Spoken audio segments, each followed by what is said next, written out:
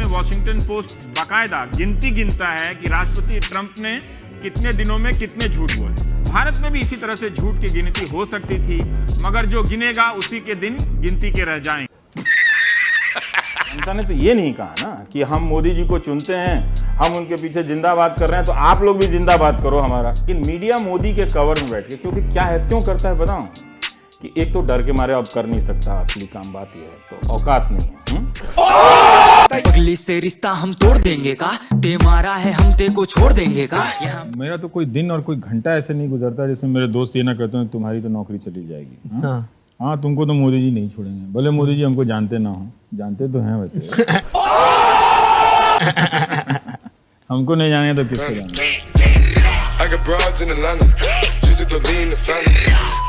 तीसरा क्वेश्चन है कि आपके साथी पत्रकार सीधा सीधे अर्नब गोस्वामी के बारे में बोलते हैं हर किसी के पास कुछ खूबियां होती हैं, तो फिर आपको अर्नब गोस्वामी जी में क्या खूबियां नजर आती हैं या फिर क्या? देखिए, मैं कोई बॉर्नवीटा कॉम्प्लेक्स में नहीं आया हूँ, ठीक है, कंपटीशन में नहीं आया हूँ कि उनकी खूबियां बताऊंगा, ठीक है, ये इसको रहने दीजिए। उनमें जब खूबियां नजर आ जाएंगी तो वो भी बता देंगे आपको। गजब बेइज्जती है।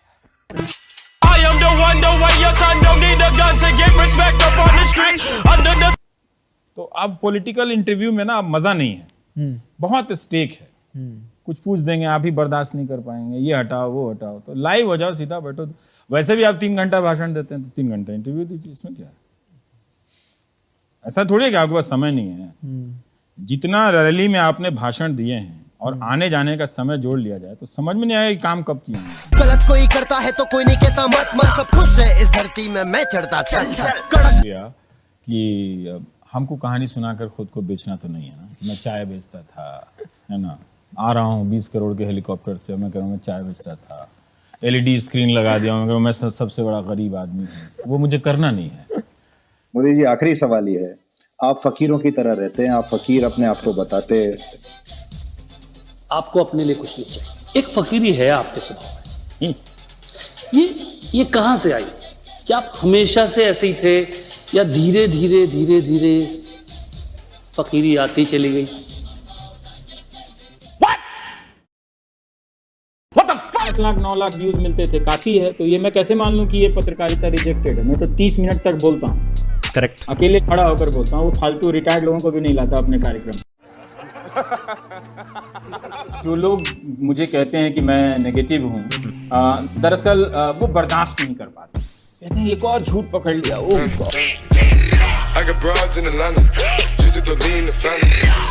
हाँ, उसका कोई राजनीतिक असर नहीं है तो मैं उसके लिए थोड़ी बनाता हूँ। मैं तो कहता हूँ कि 20 साल बाद समझ में आएगी, जब आपकी नौकरी चली जाएगी, बर्बाद हो जाएंगे। वाह मोदी जी, वाह वाह। उनको लगता है कि आप विपक्ष की भूमिका में है, जिस तरीके से आप सरकार पर हमला बोलते हैं। मैं जिस भी भूमिका में हूँ वैसे तो ज्यादातर मीडिया को उसी भूमिका में होना चाहिए था। और जो सरकार में है उससे सवाल पूछते कहते हैं आप एक पक्षी हैं, और किससे सवाल पूछें? क्या 2 प्रधानमंत्री हैं इस देश में? नहीं ना, एक ही है ना। अब मैं कहता हूँ कि भाई मोदी जी, आप रविश विरोधी क्यों हैं? वो इस तरह से हैं कि 2 साल से आपने मेरे कार्यक्रम में प्रवक्ताओं को भेजना बंद कर दिया है। आपकी पार्टी के लोग 2014 तक क्यों तारीफ करते थे? आप 14 तक तो आप मुझे SMS करते थे, दिन रात मुझे कहते थे कि आप हफ्ते में तो एक दिन बुलाइए, आपके शो में आना बड़ी बात होती है। तो बीजेपी से पूछना चाहिए कि भाई क्या वजह है? क्या आप मुझसे घृणा करते हैं या आपको सचमुच आपकी हालत खराब हो जाती है मेरे सामने आने में?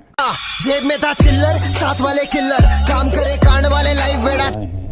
ये जो कॉरिडोर की बात हो रही है, जिसके बारे में माननीय प्रधानमंत्री ने शायद ऐसा कहा था कि उन्होंने काशी को मुक्त करा दिया है, तो ये बहुत अच्छी बात है कि लोग मुक्ति के लिए काशी आते हैं और उन्होंने काशी को मुक्ति दिलाई।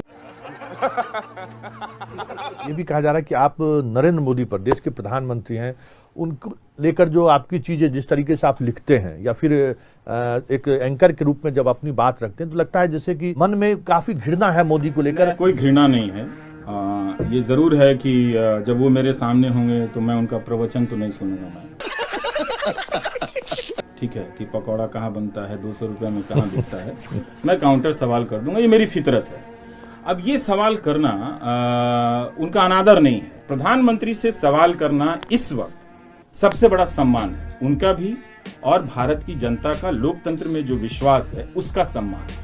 क्योंकि इस वक्त प्रधानमंत्री से कोई सवाल नहीं कर रहा है, कोई पत्रकार जाता है सीधा घुटना पर रेंगते हुए जाता है, इससे प्रधानमंत्री की मर्यादा गिर जाती है। दुनिया की नजरों में हिंदुस्तान शर्मिंदगी का सामना ना करना पड़े कि 1 अरब की आबादी में कोई पत्रकार नहीं है, तो मैं उनसे नफरत नहीं करता, मैं उनकी इज्जत बढ़ाता हूं, ताकि इतिहास जब कोई लिखे तो नरेंद्र मोदी के सामने 0 ना लिखे।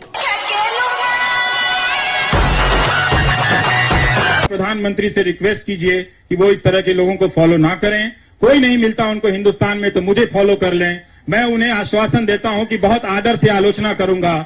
उनको कभी भी अब ऐसा नहीं लगेगा कि मैंने उनका अपमान किया है। बहुत अच्छी कविताएं सुनाऊंगा, हिंदू धर्म के बहुत सारे श्लोक सुनाऊंगा उनको लगेगा नहीं कि वो एक ऐसे हिंदुस्तान में है जहां उनकी कोई कदर नहीं करता।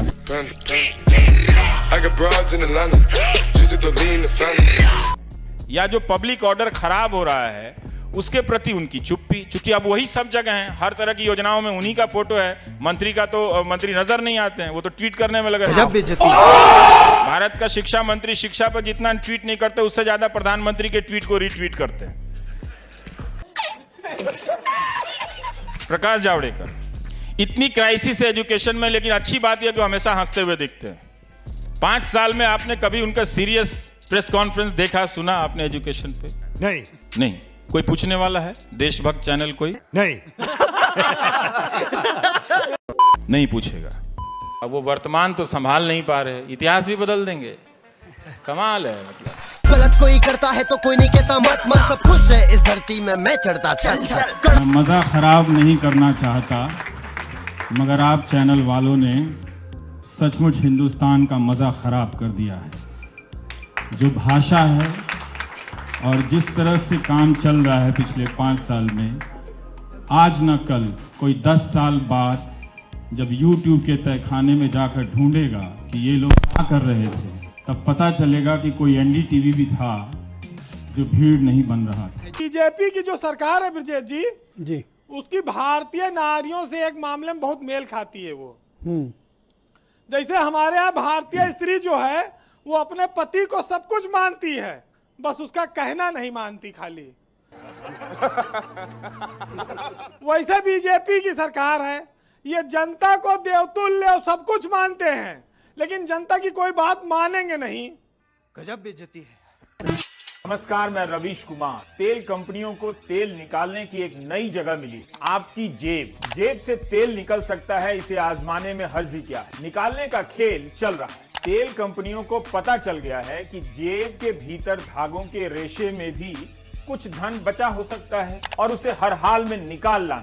सिलेंडर 225 रुपए महंगा होगा। अब इसमें कम भी होगा तो कितना कम होगा? क्या सिलेंडर की कीमत कभी 1 दिसंबर की कीमत पर लौट सकेगी?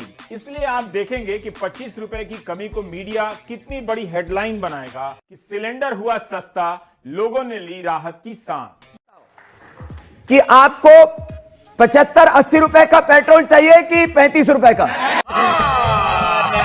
झूठ बोल रहा है। म्यूजिक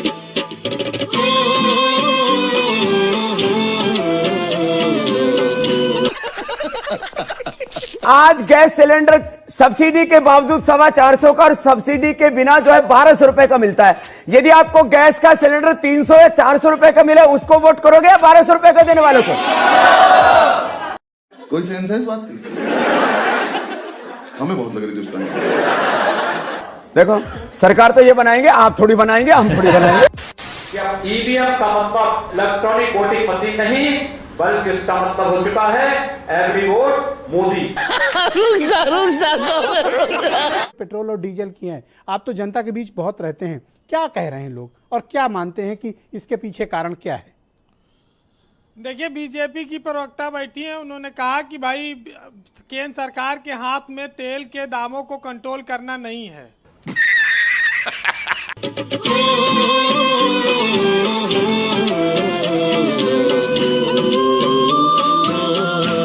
बस खाली ये बता दें कि जब ये विपक्ष में थे तो क्या इनको इस बात की जानकारी नहीं थी? जब ये प्रदर्शन करते थे पेट्रोल डीजल की महंगाई पर, तब इनको शायद इसकी जानकारी नहीं थी, या अटल जी की सरकार में ये जानकारी हासिल नहीं कर पाए।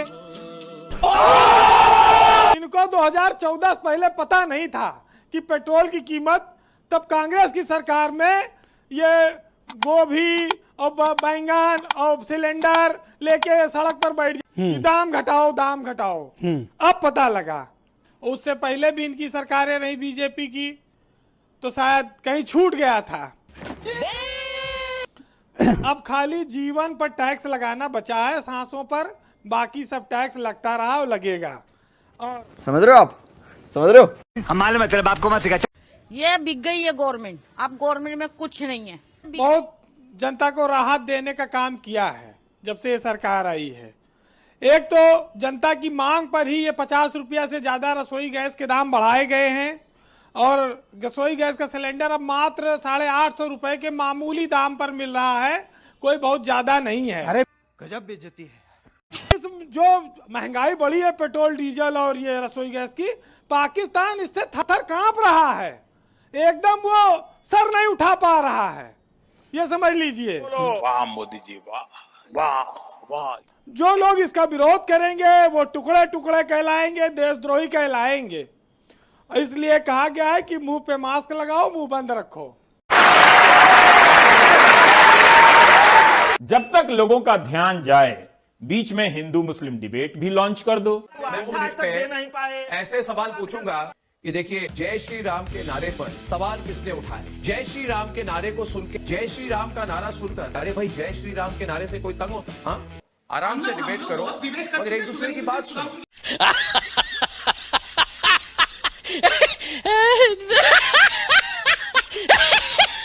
डीजल के भाव इतने महंगे नहीं होने चाहिए, लेकिन अब मोदी जी भी क्या करें, उनको सरकार चलानी है, तो सबसे ज्यादा टैक्स डीजल पेट्रोल से ही आता है।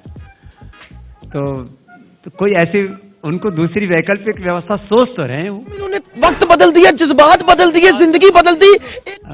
सरकारी खजाना भी खाली ना हो जाए, कहीं सरकार जो है वो डेफिसिट में ना चली जाए, इसलिए उन्होंने टैक्स लगाया हुआ है, हटा दे तो मिल जाएगा। ओ भाई, मारो मुझे, मारो मारो मुझे, मारो मारो। नहीं, ये मजाक हो रहा है, एक सेकंड यार, मजाक हो रहा है। बातें हम पीते गए, लबों को सीते गए।